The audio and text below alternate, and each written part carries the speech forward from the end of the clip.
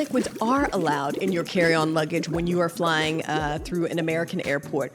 Well, that's what I'm here to talk about today, so let's get into it. Hi, my name is Kat, and I'm here to talk with you about the TSA 311 liquids rule and the most common items people are taking with them on their flights. So, what is the TSA 311 liquids rule? It states that for each one passenger, you are allowed one quart-sized bag, and each item in that quart-sized bag must be 3.4 ounces or smaller. So, I don't mean if you have toothpaste that you can take a 5-ounce toothpaste, use half of it, and take that container. No. I have tried that.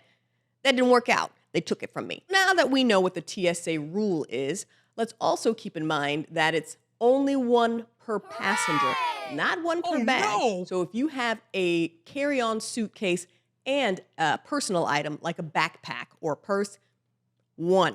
You get one quart-sized bag for you. Not one quart-sized bag for your backpack and for your luggage. Let's talk about what liquids are commonly taken with you when you go on the plane. Toiletries.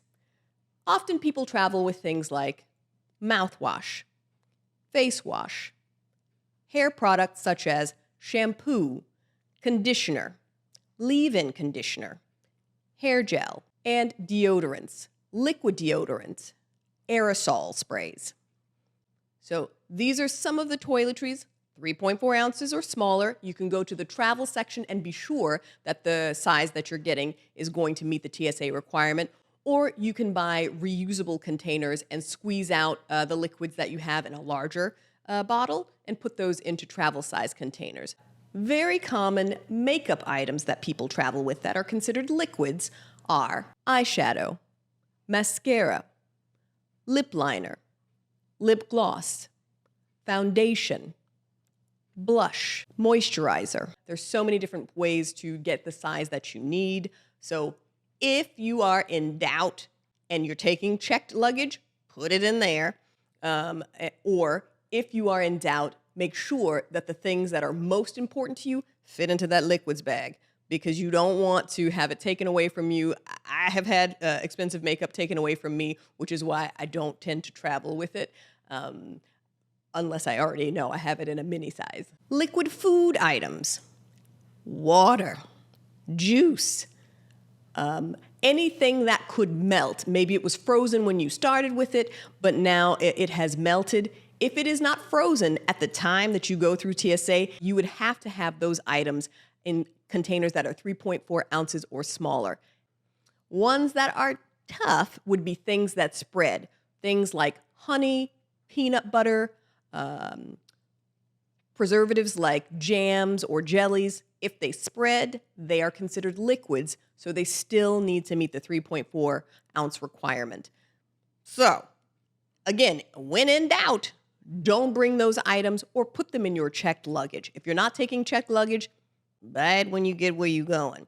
You can bring empty containers for water and fill those up after you go through security. Water bottles are a lifesaver and will just make your life a lot easier, so that we can get what you need and save yourself some money at the airport. So many airports now have water filling stations where you can get clean water and refill your bottle. Medication.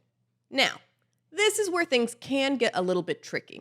So if you have a medication that is in a container that is larger than 3.4 ounces and is a liquid, then you can bring it in your carry-on luggage. You first need to make sure that you let the TSA officer know that you're going to have larger liquid items and they are medications that you need. So you let the TSA officer know before you go through security, you should be fine. If you have questions and you want more information and you want to be sure, you can contact TSA before you travel. My recommendation would be to do that at least 2 weeks before you go. You can send an email, you can give them a call, they have a chat or text line. So there are so many ways to reach out to them, but do that in advance so that way you don't get to the airport and find out the contact lens solution that you have has the chemicals in it that make it hard for TSA to say that it's okay for you to travel with it in your carry-on luggage. If you want to take a picture of the official prescription, I would do that. Keep it in the original bottles, makes it a lot easier. Pro tip, make sure that you put your liquids bag in an easy to access area of your carry-on luggage. That way, if there is something that you have to remove, maybe the TSA officer still has questions about an item that you've brought with you, you can quickly pull out that liquid and they can take a look. If you have to fish through your bag, and I have had to do this, or if everything's sort of a mess and it all explodes when you open your bag, it just takes more time for you and it slows down the line. So nobody wants you to be delayed. It's in everybody's best interest for you to get through fast. So be as organized as you can. Put that baggie on top so that you can easily pull it out if you need to. If you like this video and you're looking for more information on how to travel with less stress or different places that you can go, check out my other videos.